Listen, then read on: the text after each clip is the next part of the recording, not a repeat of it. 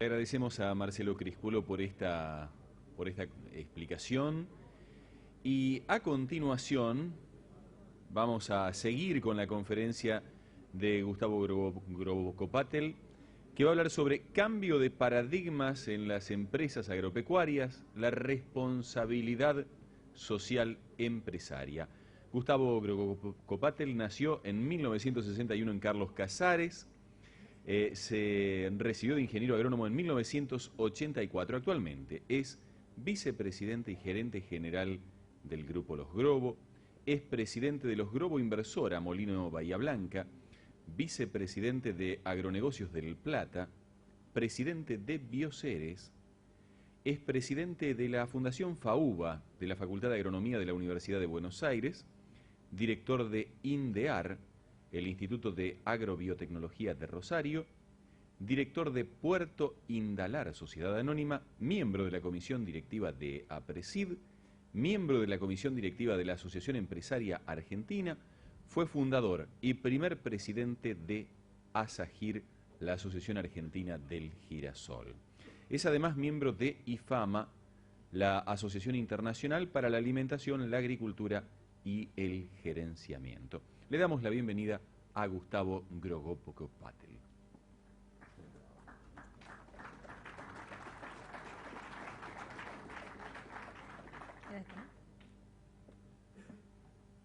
Bueno, buenos días. Después de la charla de ayer de Otto, cambié la presentación y borré todas las veces que puse la palabra paradigma. Así que ha habido una pequeña... hay excesos, ¿viste? Cuando no se habla de algo, después se empieza a hablar mucho. Bien, la idea de esta charla es por ahí hacer una reflexión juntos sobre e incluir en el debate público el tema de la responsabilidad social empresaria. Básicamente, esto se lo he copiado a Peter Drucker. Drucker dice, se lo he modificado un poco para suavizarlo, porque Drucker es mucho más dramático en esto. Dice que en la sociedad hay fuerzas conservadoras. La comunidad en sí mismo trata de conservar la sociedad y la familia. O sea, uno no puede ser demasiado innovador en la familia, cambiando de mujeres o cambiando los hijos, etcétera, etcétera. Y que las organizaciones, como por ejemplo APRESID, tienen que explorar los límites. Es lo que de alguna forma genera esa tensión que produce los cambios, una tensión creativa que produce los cambios y que de alguna forma modifica las sociedades y produce el progreso y demás. Drucker es muchísimo más dramático. Cuando lo transcribí, él dice que las organizaciones tienen que desestabilizar, digamos, textualmente, ¿no? Bueno, yo creo que con el, digamos, APRESID ha sido una organización que ha cumplido esa función durante estos tiempos, incorporando las cosas que nosotros sabemos, incluyendo, digamos, en el debate público los conceptos de innovaciones organizacionales como el desarrollo del mercado de tierra, servicios, redes, formando empresas, transformándose en una especie de incubadora de empresas, como el caso de Bioceres, y me pareció pertinente empezar a charlar de este tema, de responsabilidad social. Traté de averiguar desde cuándo se habla de responsabilidad social, porque ahora está de moda hablar de responsabilidad social, y realmente no hace mucho que se habla de responsabilidad social. Hace pocos años, fundamentalmente las grandes empresas que necesitan empezar a hablar de este tema cuando son puestos en tela de juicio determinados comportamientos que tienen en relación al medio ambiente, en relación a determinadas cosas, y fundamentalmente en empresas que tienen accionistas y que muchas veces esos accionistas es gente que compra acciones y que quiere comprar acciones de empresas que de alguna forma, digamos, tengan valores comunes con sí mismos. Entonces le empiezan a exigir a las empresas no solamente ganar plata, sino quieren saber cómo ganan la plata y cómo afectan esa plata y cómo esa empresa empieza a afectar a la sociedad. Entonces el término responsabilidad social empieza a hacerse un poco más conocido, empieza a haber mecanismos para medir esa responsabilidad social y eso de alguna forma empieza a transformarse en un valor para la empresa. Yo creo que nosotros podemos, además de usar ese concepto, lo podríamos repensar un poco qué significa hoy para nosotros como productores de empresas que no tenemos accionistas o que no cotizamos en bolsa, pero sí que tenemos un rol muy importante que jugar fundamentalmente en Argentina. Creo que podríamos de alguna forma repensar ese concepto y adaptarlo a nuestras empresas y nuestra sociedad. Hay una definición también de Drucker que dice que la empresa debe asumir responsabilidad por el efecto que tengan sus empleados en el entorno, en los clientes o en cualquier persona o cosa que toque. Y es una definición vieja de él. Hoy el concepto es mucho más amplio. No es solamente velar por el efecto que tengan los empleados en el entorno, sino también cómo es el entorno propio de la empresa en donde se desarrollan esos empleados. Mucho más cercano a los conceptos de manejo, de gestión de talentos, de gerencia, de desarrollo de personas, que es el nuevo nombre que se le da a la gestión de recursos humanos. Bueno, justamente por lo que les comentaba hoy, el rendimiento económico no es la única responsabilidad de una empresa. Es fundamental tener, digamos, rendimiento económico, porque eso hace que las empresas sean sustentables, pero muchas veces los accionistas, los directores y fundamentalmente los empleados, la gente que integra una empresa, no busca necesariamente o únicamente el retorno económico. Tiene que haber otro tipo de motivaciones. Ustedes saben que además estamos en una sociedad donde la diferencia entre las empresas la hace la gente, y es muy importante tener gente que realmente esté motivada, o sea, que la empresa sea un conjunto de accionistas, inversores, empleados, colaboradores, clientes, proveedores que realmente estén motivados. La sociedad en general espera que estas organizaciones resuelvan los principales problemas que las afectan. Fundamentalmente, cuando hablo de organizaciones, hablo en sentido general, hablo de organizaciones de la sociedad civil, pero la empresa también es una de estas organizaciones. Es decir, que en general los empresarios tenemos una responsabilidad frente al resto de la sociedad. Los consumidores y accionistas prefieren empresas transparentes, comprometidas, y esperan que las empresas modifiquen para bien el entorno. O sea, ya no es un problema solo del entorno más íntimo de la empresa, sino que también tienen que ver con a quiénes van nuestros productos y nuestros servicios. O sea, los consumidores más sofisticados requieren información de cómo han sido obtenidos esos productos que les llegan, y en algunos casos pagan diferente por tener un producto diferenciado que de alguna forma demuestre que han sido producidos en forma amigable con el medio ambiente o en forma amigable con el resto de la sociedad. También para los clientes y proveedores, y cada vez se ve más en las negociaciones que uno tiene a diario en el caso de mi empresa con clientes y proveedores, yo observo que cada vez es más fácil hacer negocios en la medida que la empresa es más transparente y que de alguna forma hay un atractivo, más allá de la transacción económica pura, hay un atractivo extra, que puede ser, por ejemplo, la visión que uno tiene sobre el país, los valores que uno tiene en general, y que eso atrae muchísimo a los clientes y a los proveedores, más allá de la transacción económica en sí mismo. Por lo tanto, digamos, tener una posición sobre este tema de la responsabilidad social empresaria pasa a ser una herramienta de diferenciación y de creación de competitividad muy importante para las empresas. Probablemente esto ocurra dentro de algunos años para los productores, pero en general en las grandes empresas está produciendo, y creo yo que es una mega tendencia que rápidamente va a llegar también a la producción.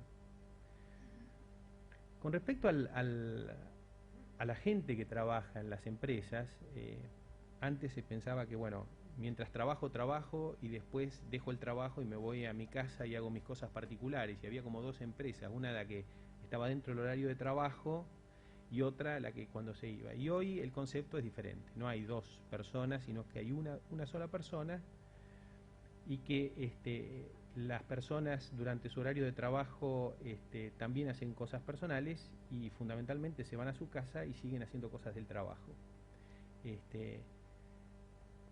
Bueno, se sabe que una de las tendencias que hay con la gente es justamente la deslocalización, la gente que trabaja en tiempo flexible, o sea, mucha gente que no va a la oficina a trabajar, sino que sigue trabajando en su casa. Esto es posible gracias a la tecnología, la conectividad, que hace que, digamos, que muchas veces la gente no tenga que estar en un lugar determinado para trabajar. Las empresas son o serán equipos de trabajo con trabajadores motivados, con tiempos flexibles, deslocalizados e integrados a sus comodidades. Con lo cual, la gente también está pensando en su comunidad como una cosa que pertenece a su ambiente de trabajo, no está fuera del ambiente de trabajo. Por supuesto que este tipo de cosas aportan visiones a largo plazo y ahí, digamos, estuve mirando un poco las normas, digamos, cómo eso, porque digamos, después el tema es cómo comunicarlo. Y bueno, para comunicarlo son necesarias determinadas normas. Estas no son las únicas normas, hay una cantidad de normas. Están todas en etapa, digamos así, de desarrollo. Es como que se estuviera armando la jurisprudencia. Inclusive, bueno, la SA 8000 que habla sobre el tema de derechos humanos, derecho laboral, que sería una norma un poco más básica. Está el Global Reporting Initiative, que es una norma que también permite muchísima flexibilidad, es decir, es como que cada uno se arma su propia norma y la A1000 que se refiere a cómo uno da cuenta de las, digamos, de las cuestiones de responsabilidad social en la empresa.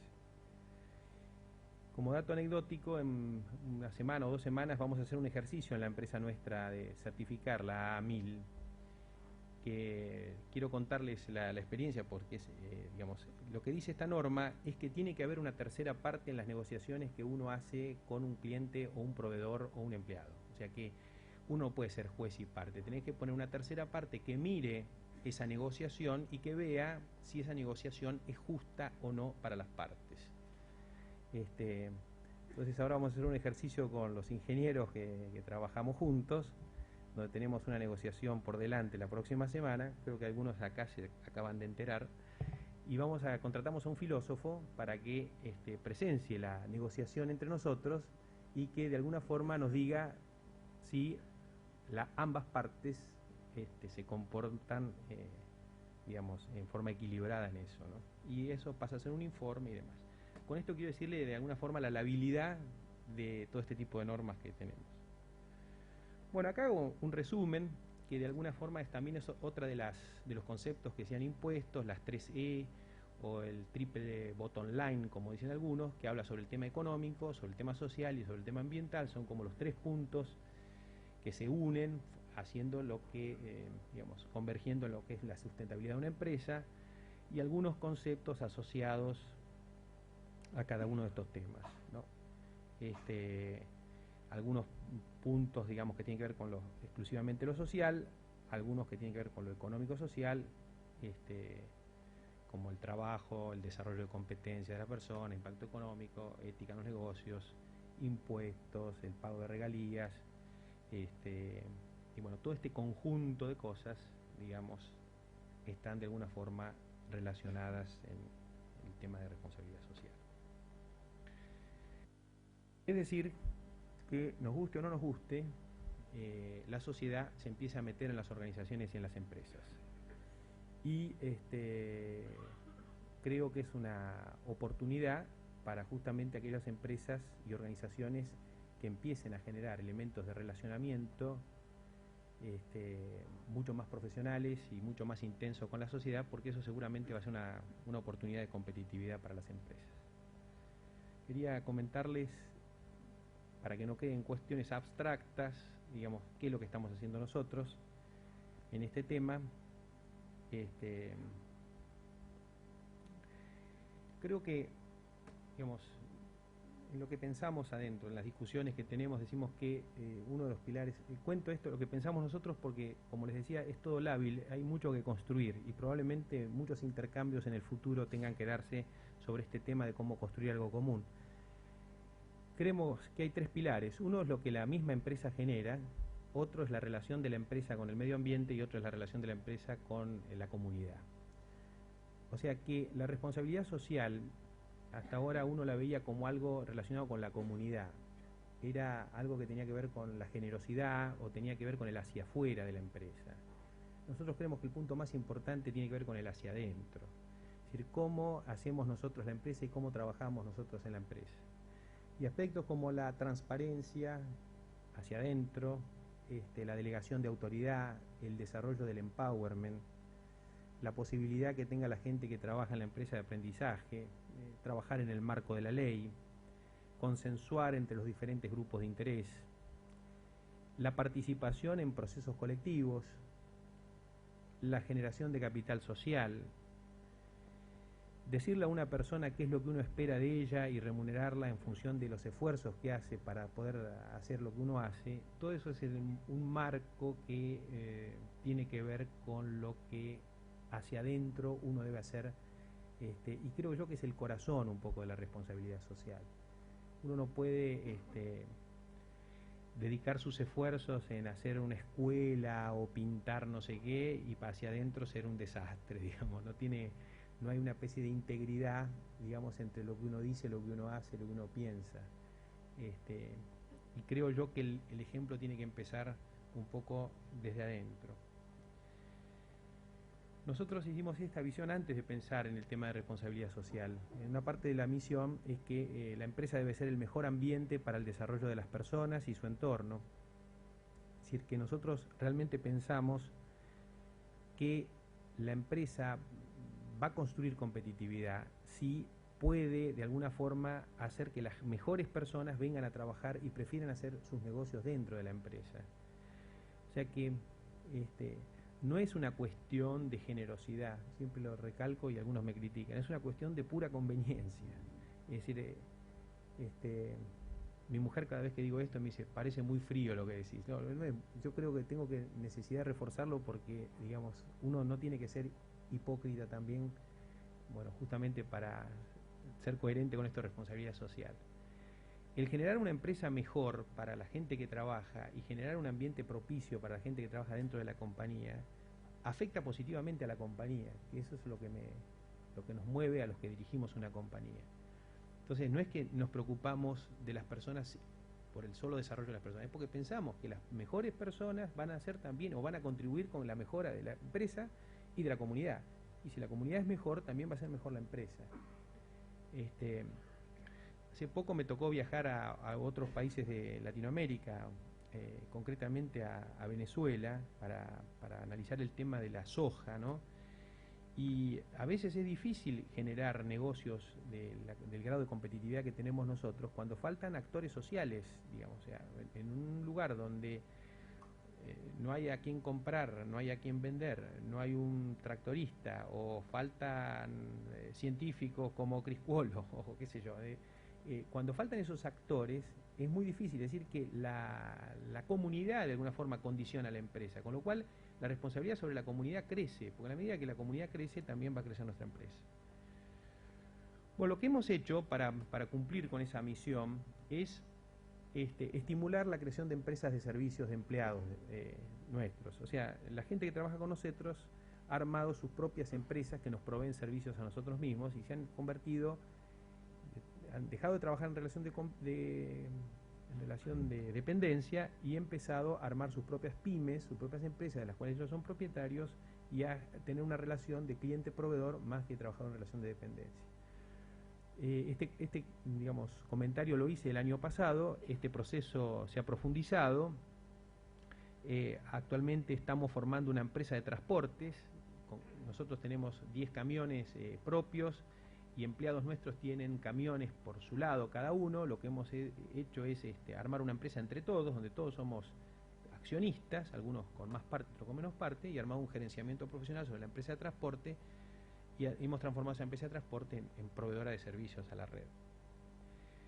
La formación de una sociedad de garantía recíproca es lo que nos permite a esta gente que no tiene dinero, que no tiene acceso al crédito, poder acceder al crédito. Es decir, que no existiría decir no puedo armar mi empresa porque no tengo plata, porque la empresa le da la posibilidad de acceder al crédito aunque no tenga plata.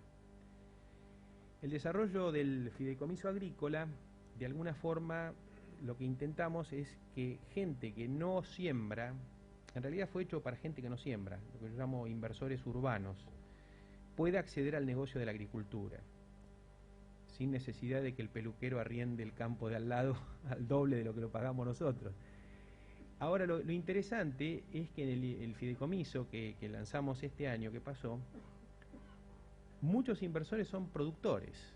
Es decir, son muchos productores que quieren diversificar la agricultura y en lugar de sembrar ellos mismos en otra zona, invierten en agricultura que se hace en otra zona. Con lo cual se abre un mercado que nosotros no pensábamos que teníamos. O sea que los inversores son mismos productores y además inversores urbanos. Acá dice integrando inversores urbanos a la red, acá la palabra urbano la voy a tener que cambiar. Canquega es un fondo de empleados que tienen sus ahorros y que en lugar de ponerlos en un banco o en otra cosa decidieron armar un fondo cerrado de inversión e invierten con nosotros en la agricultura. Son socios, son como inversores en la agricultura que hacemos nosotros. El programa de Agrogestión es un programa llamado también de universidad corporativa que tiene que ver con el desarrollo de talentos y el desarrollo de competencias en una nueva sociedad. Estos programas no solamente son para la gente que trabaja con nosotros o la red, sino también para toda la comunidad. Estamos haciendo cursos de posgrado y desarrollo, digamos, de capacitación en la empresa y en las sucursales también que tienen que ver con la empresa, abiertos a la comunidad. Pueblo Maya es una de las necesidades que tenemos, es que para atraer talentos a Carlos Casares tenemos que darle buenas condiciones de vida, porque si no la gente prefiere quedarse a vivir en Buenos Aires. Entonces nos tenemos obligados ahora a hacer viviendas. Entonces, a través de un convenio con la Universidad de Buenos Aires, con la Facultad de Arquitectura, estamos haciendo un barrio para gente no solamente que trabaja en nuestra empresa, sino también del pueblo, pero estamos de alguna forma impulsando este barrio que hasta ahora la vivienda era una cuestión o privada de una persona o pública, y lo que estamos haciendo ahora es un convenio con el banco, con el municipio y demás, para acelerar el tema de la construcción de viviendas en Carlos Casares. Tenemos esta red de aulas virtuales. El año pasado pusimos en funcionamiento un convenio con la Universidad de Harvard, gracias al empuje de Otto, que nos ha ayudado muchísimo. El programa llamamos Harvard en el campo, que es una red de aulas donde una vez por mes profesores de la Universidad de Harvard charlan sobre determinados temas de interés general. El proyecto fue realmente muy exitoso, fundamentalmente porque vivimos en un país muy cerrado y que tiende a pensar en sí mismo. El hecho de que haya opiniones de gente de afuera realmente digamos, en estas aulas donde iban maestros, políticos, fue realmente muy interesante. El año que viene vamos a generar debates, inclusive después de las charlas. Hicimos un convenio con la Fundación OSDE también, ellos tienen como 50 aulas virtuales, o sea que las últimas videoconferencias accedieron más de 50 localidades, pero el sueño de esto es seguir con este tipo de ciclos, de conferencias, de gente de afuera que opine sobre lo que pasa en el mundo y lo que pasa en Argentina, o sea, cómo nos ven desde afuera. Bien, y hemos adherido a programas de calidad de vida en el trabajo, ganamos un premio con la Fundación de Salud en el Trabajo, estimulando el ejercicio en el trabajo, dieta saludable, etcétera. Algunos se resisten y se van a comer el bife de chorizo, pero como la fruta y la verdura es gratis, hay una fuerte, digamos, tentación a hacer los medios vegetarianos, por lo menos al mediodía. Bien, sobre relación con el medio ambiente, yo creo que en APRESID podemos hablar muchísimo de este tema. Creo que además de la siembra directa, de la rotación de cultivos y demás, hemos adherido al programa de Agrolimpio, y fundamentalmente la novedad es que estamos lanzando este mes el primer balance ambiental de la empresa. Es decir, la empresa va a rendir cuenta sobre su efecto sobre el medio ambiente a través de la publicación de un balance ambiental. ¿Cómo es eso? Es decir, además del balance económico, donde vamos a decir cuánta plata ganamos o la rentabilidad que tuvimos, va a haber un balance social, que ya lo publicamos el año pasado, donde vamos a estar diciendo las cosas que hacemos o nuestra relación con la sociedad, y fundamentalmente cómo es nuestra cuenta corriente con el medio ambiente. Y esto lo estamos haciendo con una metodología desarrollada por el profesor Ernesto Bigliso del INTA, y también pensamos que es una buena metodología para desarrollarla en otras zonas, y que es una forma, perfectible por supuesto, pero es una buena forma de poder presentar nuestra relación con el medio ambiente.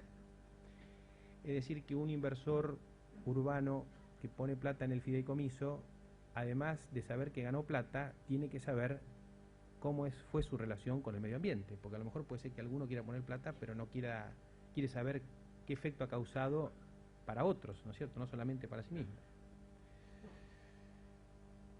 Quería terminar con el tema del impacto de la empresa en la comunidad, que por otro lado es lo que usualmente se usa como concepto de responsabilidad social empresaria, es decir, la relación entre la empresa y la comunidad.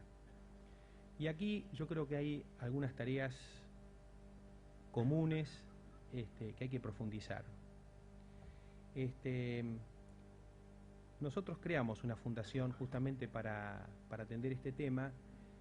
Yo tengo un pequeño video que les paso de 5 minutos sobre el proyecto por ahí más interesante que tiene la fundación, que es la Escuela de Jóvenes Emprendedores, y después volvemos a charlar. Dependo de Luis.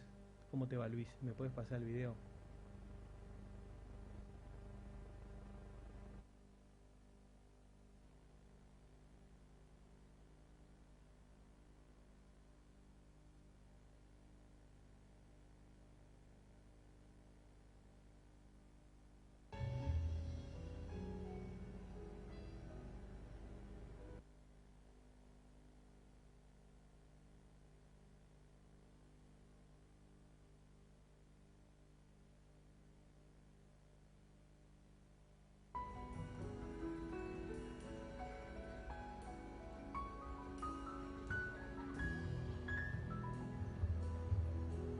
Yo vengo a la Escuela de Emprendedores porque el día de mañana quiero tener un futuro para ayudarme a mí y a mi familia. Vengo a la Escuela de Emprendedores para ocupar mi tiempo libre en algo productivo. Hacerme un poco más responsable de lo que era.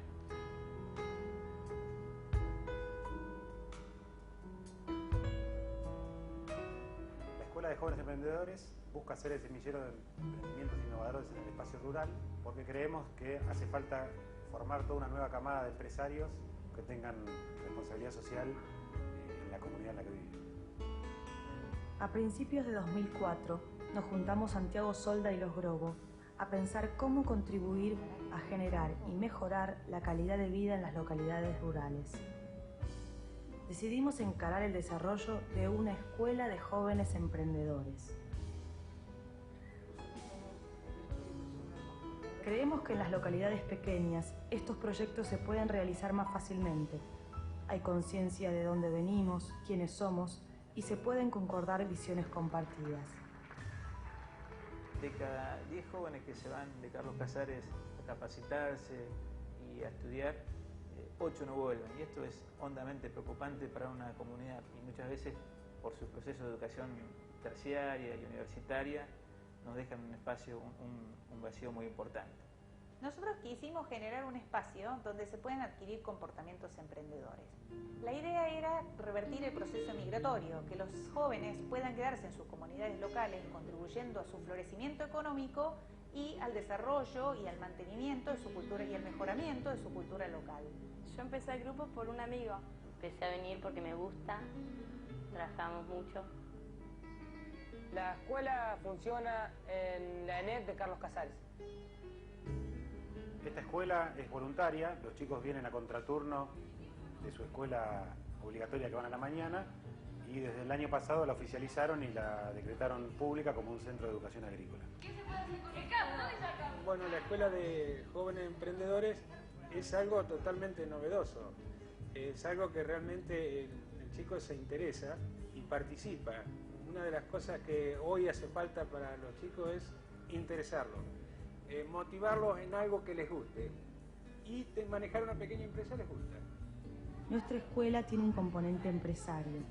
Nuestros alumnos tienen que montar una empresa real, aunque pequeña, que se dedique a comercializar productos que agregarán valor a la producción local. En la planta de yogur y 35% mujeres. La escuela está organizada en 3 módulos. Los chicos vienen una vez a una clase teórica donde aprenden las distintas herramientas que van a necesitar para aprender a manejar una empresa. Cómo mejorar el marketing y el packaging de sus productos, cómo calcular un costo, cómo hacer un estudio de mercado, cómo hacer un análisis FODA. Nosotros armamos un modelo especial donde tratamos de que venga gente de toda la comunidad. Entonces, cuando tienen una clase en particular, por ejemplo, de cómo calcular un costo, viene un contador que se dedica normalmente a ese tema en su empresa personal, viene a explicárselos cómo hacerlo. Cuando tienen que diseñar el packaging de sus productos, viene una persona, un diseñador o alguien que se dedica a hacer presentaciones de otros productos para explicárselos. Entonces tenemos gente que viene de la comunidad a colaborar con la escuela y además son profesionales que están al día en las últimas novedades de cada uno de los temas.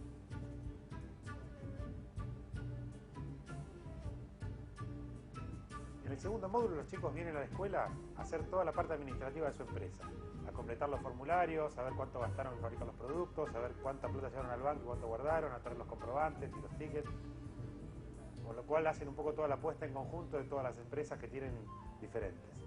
La plata de todas las cosas que estamos haciendo en la escuela la guardamos en el banco para que cuando terminemos los 3 años podamos montar cada uno nuestro propio emprendimiento. Y finalmente el tercer módulo es la parte que a ellos más les entretiene, que es la parte práctica que vienen a fabricar, que vienen a producir.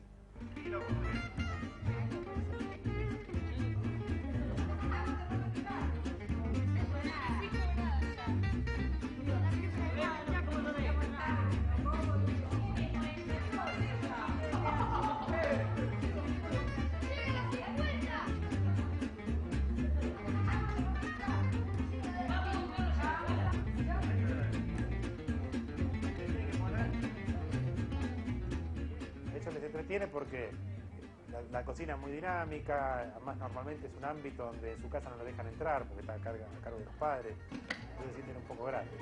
Pero lo importante es que ellos tengan un emprendimiento práctico donde aplican todo lo que ven en la parte teórica. A partir de lo que ellos fabrican, les da la posibilidad de llamar a los clientes después a ver qué les parecieron los productos, ver si el producto que fabricaron está bien presentado, si la calidad es buena. Entonces eso abre todo un mundo de posibilidades para después.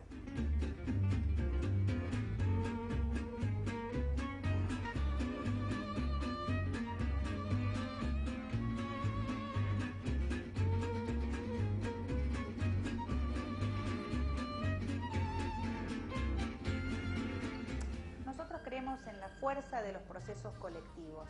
Por eso nuestro consejo asesor está integrado por personas que vienen de instituciones educativas con mucha experiencia, personas que vienen del empresariado local y personas que de distintos ámbitos de fuerzas sociales locales de la comunidad le dan el tinte propio que tiene Carlos Casares.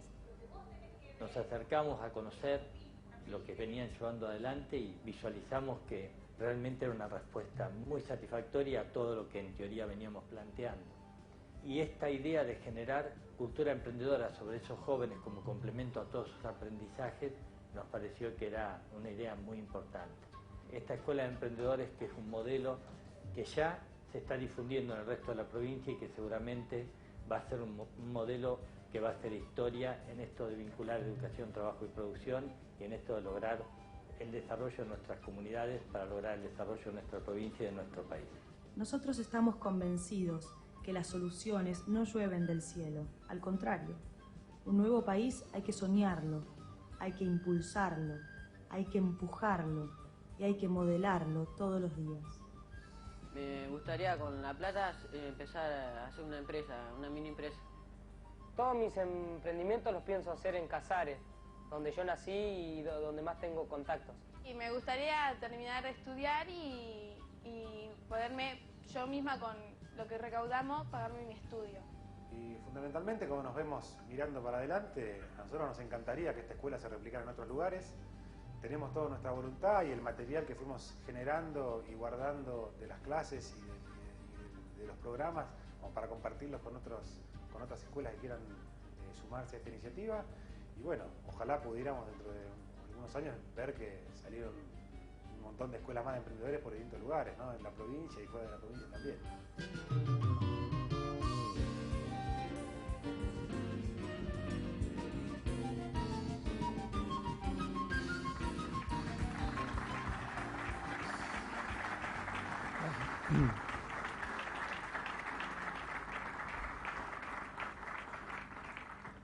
Bien.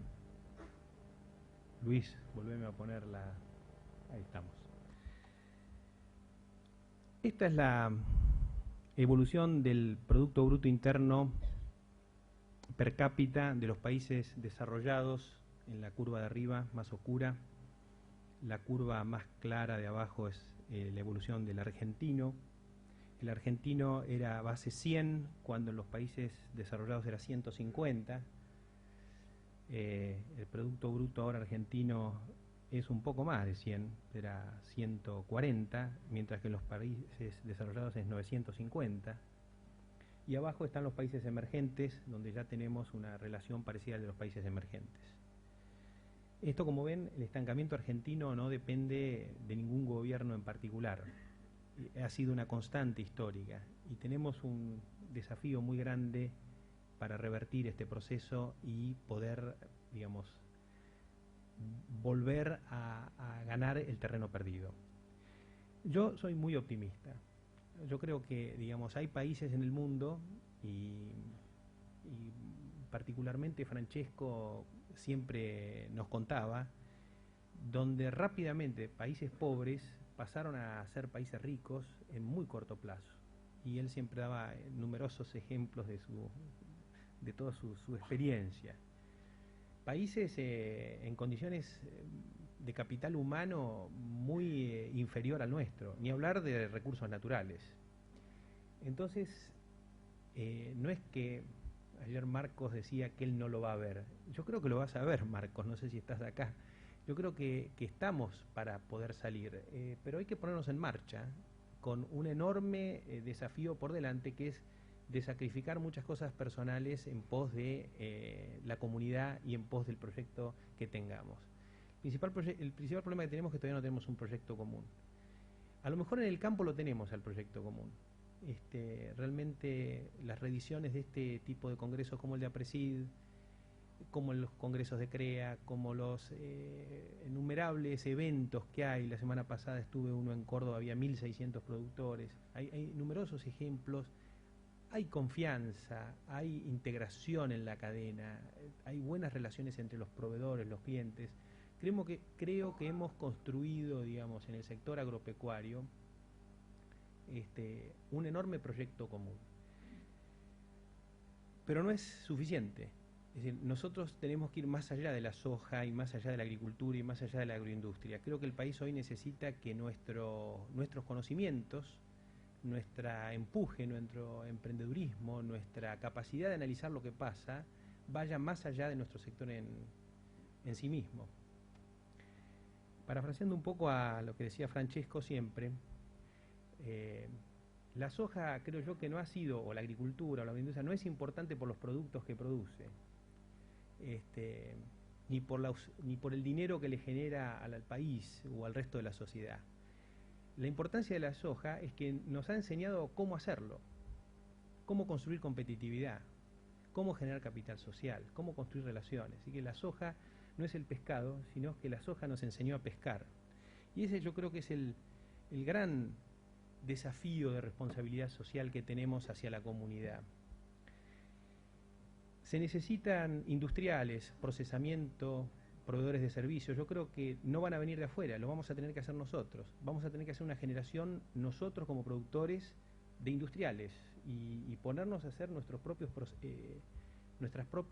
emprendimientos de procesamiento en el campo, en las comunidades locales de donde somos nosotros, de donde tenemos un gran nivel de compromiso. Tenemos un gran compromiso con el desarrollo de organizaciones. El desarrollo de organizaciones y la consolidación de instituciones no se dan automáticamente, ni los va a hacer el Estado, ni lo van a hacer los políticos, lo vamos a tener que hacer junto con ellos. Y bueno, cada uno buscará, digamos, desde su lado cómo hacerlo, y ese es el desafío por delante que tenemos, y es importante que en el debate y en las acciones fundamentalmente futuras, la responsabilidad social con este concepto esté presente. Bueno, muchas gracias. Quisiera agradecer a las autoridades de APRESID de esta invitación en un ámbito que en cierta manera no es el exactamente que yo me muevo. Yo vengo de una industria farmacéutica dedicada a la biotecnología en el nicho de la salud humana, y que en los últimos años ha ingresado también la biotecnología vegetal. De alguna manera el eje central de todos nuestros desarrollos se basa en el manejo del DNA, y fundamentalmente eso es paralelo, ya sea aplicado para la industria farmacéutica, para la biotecnología vegetal, animal, etc. Cuando me invitaron a dar esta charla me surgió un compromiso muy importante, porque decir, bueno, ¿cómo afrontar este tema de los cambios de paradigma? Básicamente lo que yo les voy a contar es cómo desde el ámbito privado una empresa de base tecnológica pudo desenvolverse en la Argentina con cierto éxito, y cuáles son las cosas que tuvo que cambiar y los problemas que tuvo que enfrentar en 3 o 4 proyectos que voy a mencionar brevemente.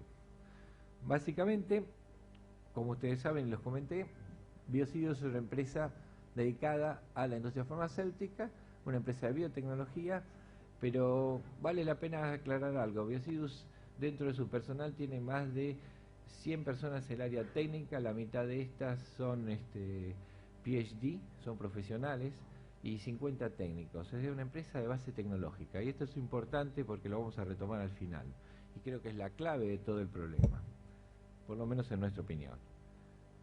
El modelo tradicional, ese modelo que me enseñaron a mí cuando era muy joven, era que de alguna manera la academia generaba, y en algún paso que nunca nadie pudo escribir muy bien, esto tenía que ser transferido a una industria, a una empresa que generaba el producto que llegaba al mercado y mejoraba la calidad de vida de la gente. Ese es el objetivo final. Y esta transferencia y estos dos personajes, la academia y la industria o la empresa, generalmente vivieron bastante desligados, y básicamente esto no sucedió en el país. Esta transferencia nunca existió. Entonces uno se podría pensar, ¿por qué esto pasa? ¿Por qué fracasa este sistema? Que en realidad no es un fracaso argentino, es un fracaso casi generacionado. En cualquier país del mundo esto es difícil. Y empieza a encontrar un montón de causas. Una desarticulación del sistema ciencia y tecnología. Tal vez tenemos supervalorado el conocimiento básico y subvalorado la dedicación a la aplicación tecnológica.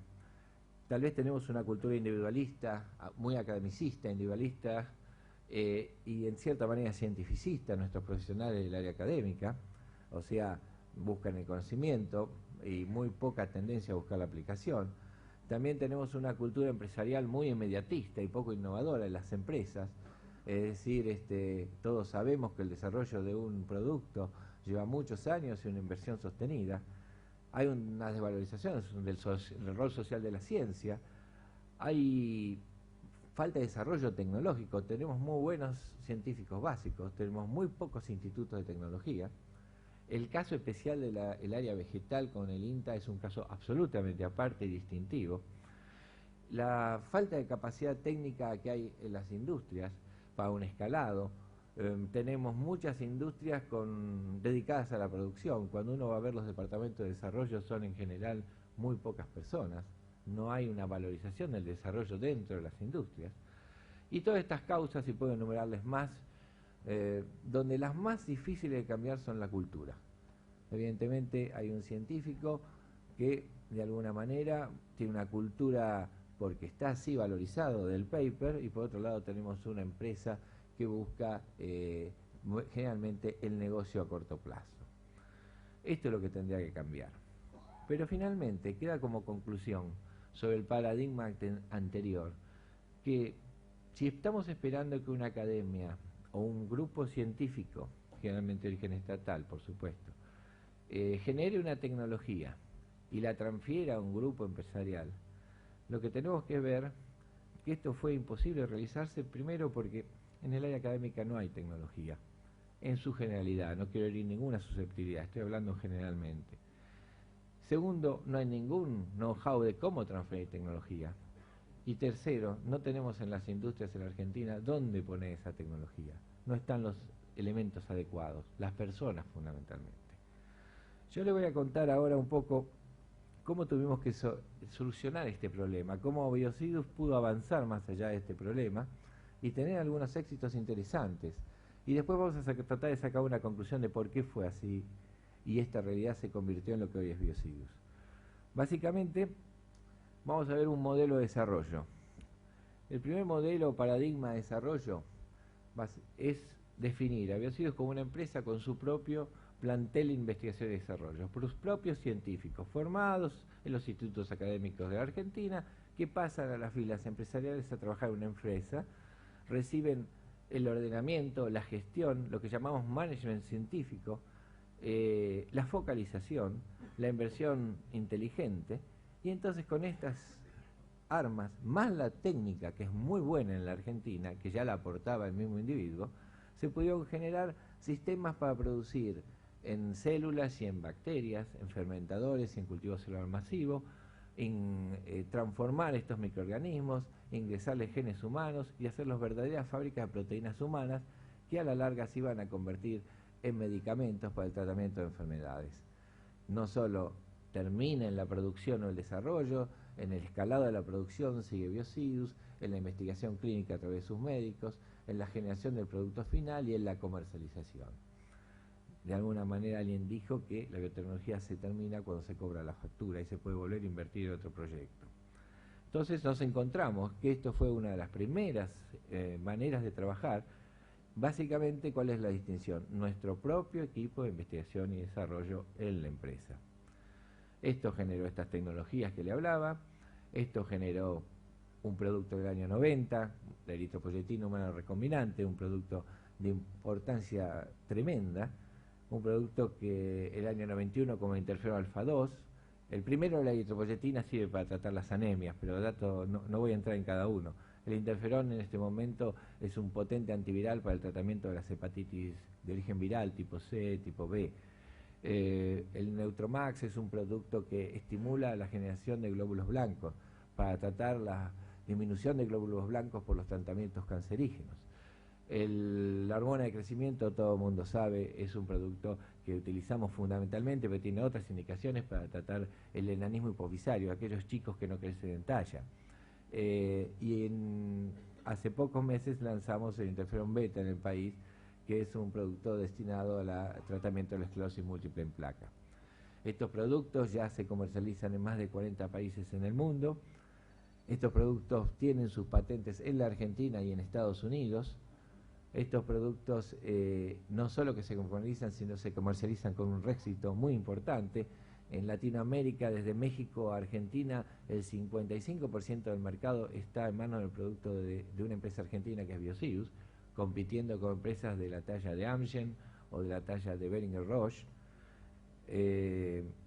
Bueno, y fundamentalmente en el campo de la generación de productos y llegada a su mercado, su eficiencia, hemos demostrado que se puede desde Argentina generar una empresa base tecnológica con la característica de tener su propio equipo de investigación y desarrollo y apuntando a un mercado internacional.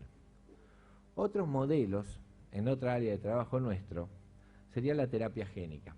Acá el intento de desarrollo no es ya un producto que es una proteína para tratar una enfermedad del ser humano, sino tratar al ser humano con un plásmido que contenga un gen para que produzca la proteína de manera localizada en un tejido y de manera combatir una enfermedad. Este tipo de asociación es distinto. Acá el modelo que utilizó Biocidus es una asociación entre dos empresas. Una empresa que era Biocidus y otra empresa que era la Fundación Favaloro.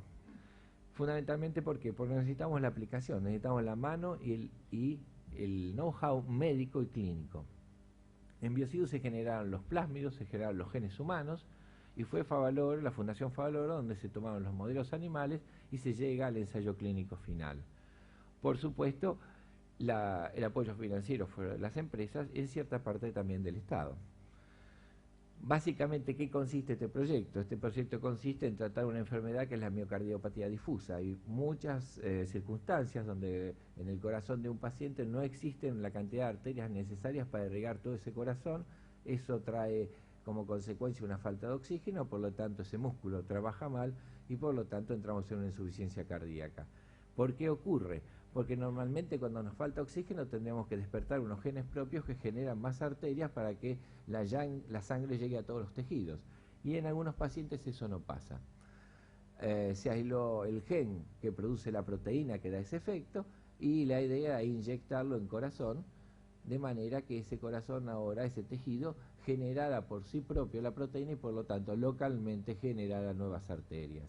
El modelo que se estudió con Favaloro fue un modelo de cerdo, de oveja, de rata.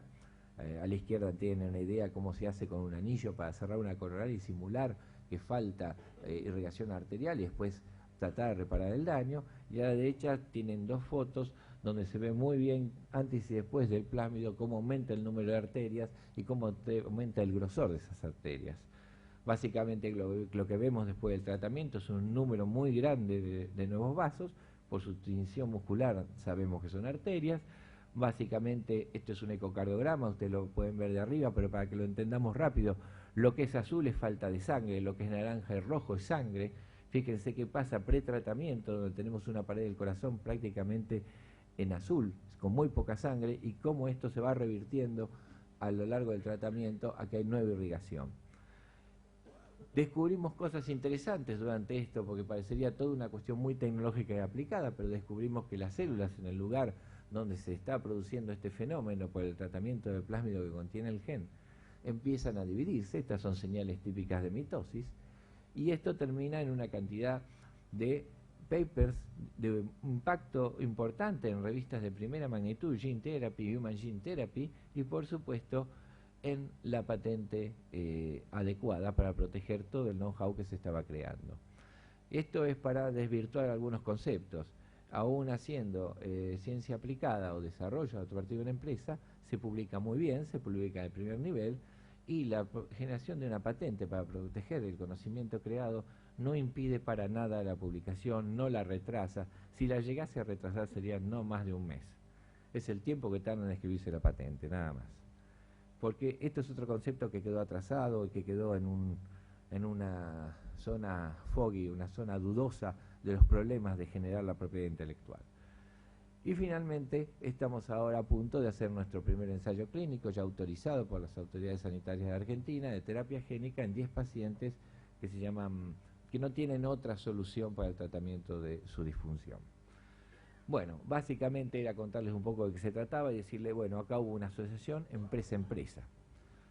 Vamos a otro proyecto, biotecnología vegetal, un proyecto que empezamos hace mucho tiempo con el doctor Mentaverri, que era la generación de papas resistentes al virus de PBI. Y en este caso el esquema es distinto. Es un esquema donde había conocimiento básico a nivel académico. Ahí directamente se buscó un camino muy interesante, que hacer que el mismo grupo de investigación generara una patente de ese conocimiento, y la empresa licenció esa patente. Y a través del uso de esa patente y agregando toda su tecnología interna, desarrolló un producto que es la papa transgénica. Lo que se licenció al grupo académico es el know-how de transformación de papa. Y el financiamiento surgió evidentemente de la empresa y de cierta manera con algún aporte del Estado. En este momento el proyecto de papas transgénicas ya está cumpliendo su tercer año. Ya superó el evento transgénico, está haciendo las pruebas de toxicidad en animales y estaría pronto a su liberación, entendemos que para el año que viene.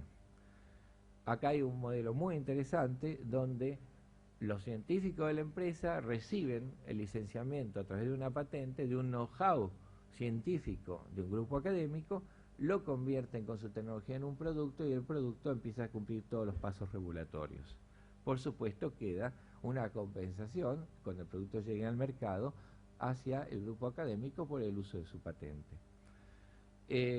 Básicamente es un ejemplo muy sencillo. Acá tienen a la derecha una planta transgénica desafiada con el virus y a la izquierda una planta salvaje. Es sencillo ver la diferencia que existe. Vamos a otro método o a otro modelo de integración o modelo de paradigma. Este es el caso de lo que nosotros denominamos tambo farmacéutico, tal vez uno de los proyectos más difundidos de Biocidus. En este caso la empresa con su grupo de investigación y desarrollo genera el proyecto. El papel que juega la academia acá es de asesoramiento científico a través de individuos de la academia, pero no tienen que ver con el desarrollo del proyecto en forma directa, sino que recibimos asesoramiento. Evidentemente hay mucho know-how, mucha logística, mucho trato de animales, mucha experiencia clínica, veterinaria, que nosotros desconocíamos, y eso, bueno, hicimos contratos de servicio, contratos de asesoramiento con académicos, y nosotros desarrollamos el proyecto.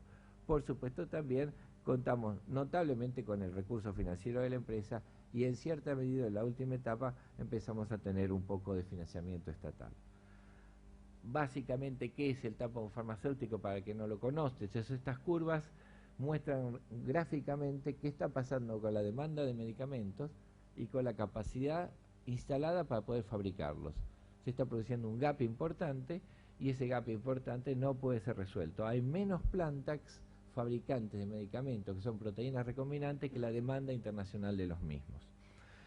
Esto básicamente es por este simple hecho de que si uno modifica una bacteria para que haga una proteína humana, le agrega un gen humano y de esta manera esta bacteria transformada se convierte en una pequeña fábrica de proteína, lo que está haciendo es cambiando de cierta manera su metabolismo, y esto no puede tener, no es una situación sin límites. Cuando el 10% de toda la proteína que hace esa bacteria es la proteína que uno le indicó y a la bacteria no le sirve metabólicamente para nada, no tiene sentido, si uno trata de presionar más el sistema, lo que termina haciendo es que la bacteria es inviable. O sea, la fabricación en bacterias tiene un techo de productividad.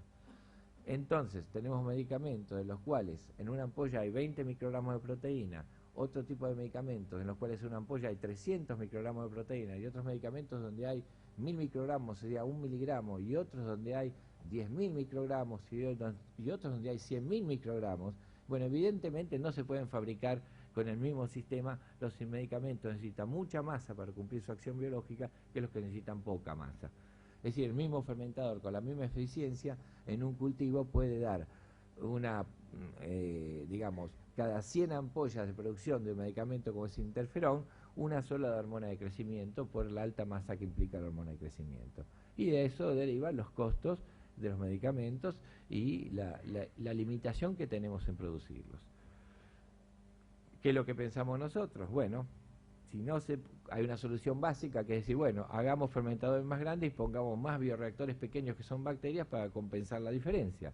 Y esto terminaríamos haciendo plantas monstruosas, además de 100.000, 1 millón de litros de fermentación, con problemas de impacto ambiental, con problemas de dónde depositar todos los efluentes de esa planta, etcétera, etcétera, y con costo de producción altísimo. La otra manera de pensarlos es aumentar el tamaño de los bioreactores. Y como siempre decimos, o sea, buscar un bioreactor más grande que una bacteria. Y las dos verdades de perogrullo que llevan atrás todo este desarrollo tecnológico es que una vaca es mucho más grande que una bacteria, que la vaca nos da leche. Que aunque parezca un chiste, sigue siendo la verdad de atrás de todo el desarrollo. Necesitamos un bioreactor mucho más potente que una bacteria y necesitamos un bioreactor que tenga un excelente sistema de delivery, como es el ordeño de una vaca. Entonces la idea es transformar una vaca genéticamente con un gen humano que esté en todas sus células, que tenga solamente capacidad de expresarse en las glándulas mamarias y que tenga la habilidad de secretar la proteína humana en la leche para poder ordeñarla durante toda su vida y a partir de esa leche purificar de ahí la proteína humana y hacer medicamentos. De esta manera el campo se está convirtiendo en un laboratorio farmacéutico, por eso el título tambo farmacéutico. Esto se logra, estos son nuestros reactores que son de raza Jersey. El clonado, evidentemente clonamos nuestras vacas, ¿por qué? Porque necesitamos todos bioreactores idénticos. La técnica de clonado es una técnica bastante sencilla, ustedes pueden ver en este esquema, nosotros partimos de interrumpir un embarazo de raza Jersey sexado femenino, de manera de tener cultivos primarios de células fetales, fibroblastos que digan genéticamente jersey y hembra. Por el otro lado traemos úteros de matadero, sacamos los óvulos, de los óvulos aislamos y separamos el núcleo, de manera que dejamos óvulos sin material genético, juntamos una célula fibroblástica con un óvulo sin núcleo, fusionamos sus membranas por un campo eléctrico, generamos una nueva célula, la excitamos con sustancias químicas para que empiece a funcionar y a dividirse, y generamos en el laboratorio un embrión que a los 9 días es llevado a una receptora que a los 9 meses, etcétera, dará como resultado a un animal nuevo. Como tengo millones de células fetales idénticas, cada vez que hago esto obtengo proporcionalmente la cantidad de individuos clonados con exactamente la misma genética, todas hembras y todas jersey. Esto es el esquema, esto es la realidad. Ahí tiene un óvulo bovino, lo que está alrededor es la membrana pelúcida, la que le sirve para adherirse al útero. Acá estamos cambiando la luz del microscopía y podemos ver el núcleo. Con una nanopipeta podemos producir la aspiración del núcleo y dejarlo sin núcleo. Ahí se estamos retirando el núcleo. Acá estamos llegando, empujando la célula dentro de la membrana pelúcida e incorporando la célula somática, o sea, el fibroblasto que venía con genética jersey y hembra. Acá estamos fusionando, ven que es mucho más chiquito el fibroblasto que el óvulo, fusionando membranas para que quede uno.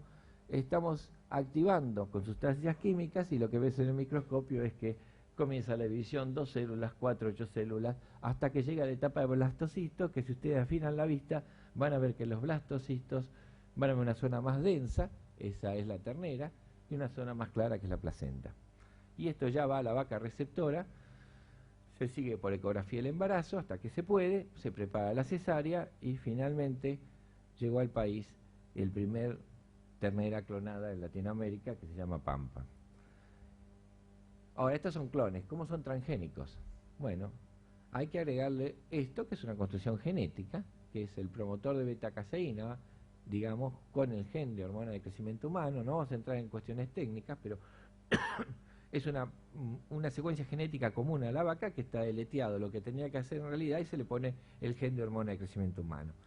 Con esta secuencia genética se trata a las células, los fibroblastos fetales, antes de hacer todo este proceso, y se los vuelve fibroblastos transgénicos, con capacidad de generar esa proteína humana. Y se repite la técnica de manera igual.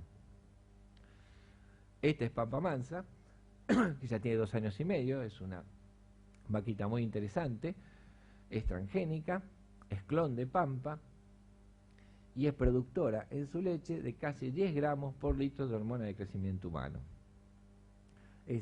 La leche se ordeña a la vaca, de la leche se hace el proceso de purificación, se obtiene la materia prima y con eso se hacen medicamentos que son capaces de tratar importantes enfermedades.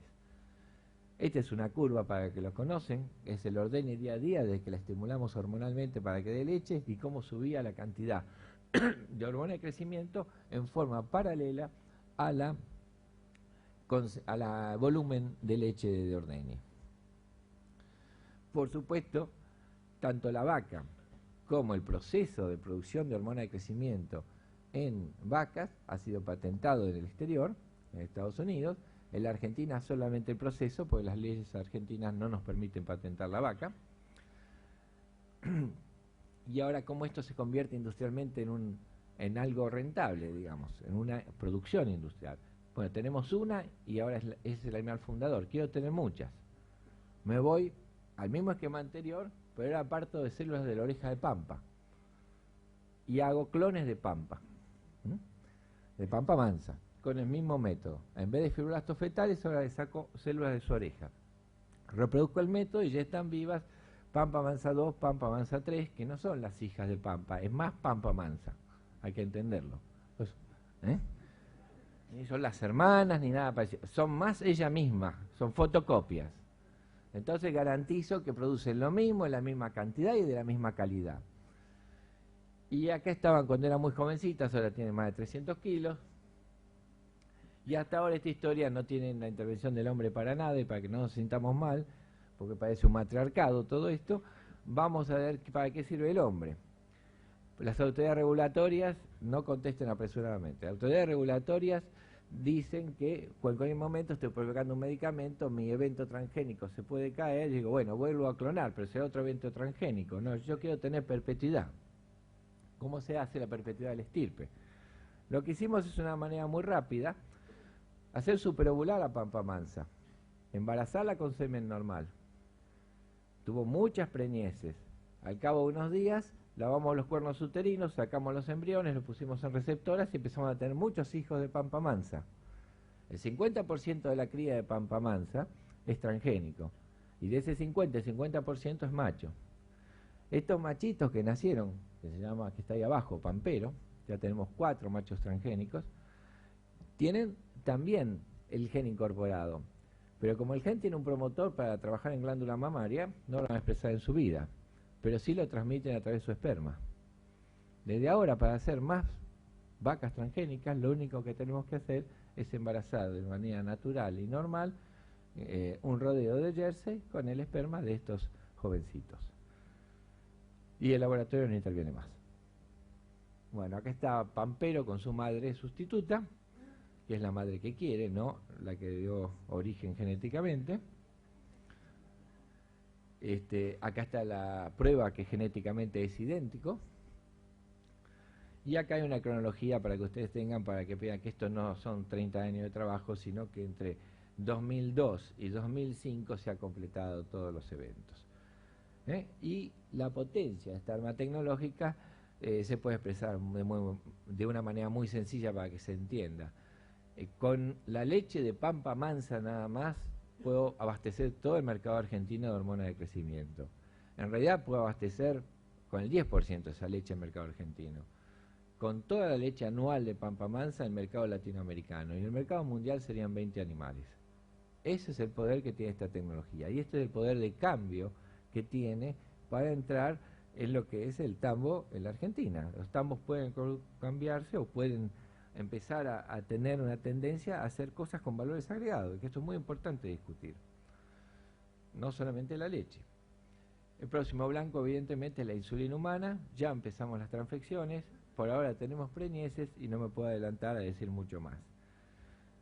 Básicamente, bueno, este modelo, volvemos a repetir, es otro modelo encarado por el Departamento de Investigación y Desarrollo de la empresa con asesoramiento científico del sector académico. Vamos a otro modelo que es el más novedoso, el último tipo de modelo que estamos creando. Juntamente con Bioceres, Biocidus ha decidido generar una empresa, y esto tiene que estar muy claro, que es un instituto de agrobiotecnología acá en Rosario.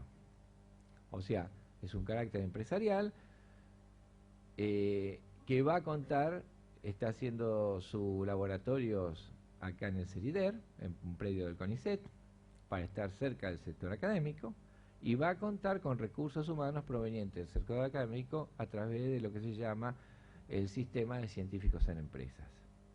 Va a estar manejada de forma empresarial, con el espíritu y la gestión empresarial en el sentido de buscar la máxima eficiencia, la mejor inteligencia de inversión, etc. Y va a estar financiada en forma empresarial, y no solo por empresarios de Bioceres y Biocidus, sino que va a estar de alguna manera abierto a que los productores puedan invertir en aquellos proyectos que consideren adecuados tecnológicamente o que les pueden llegar a dar un beneficio.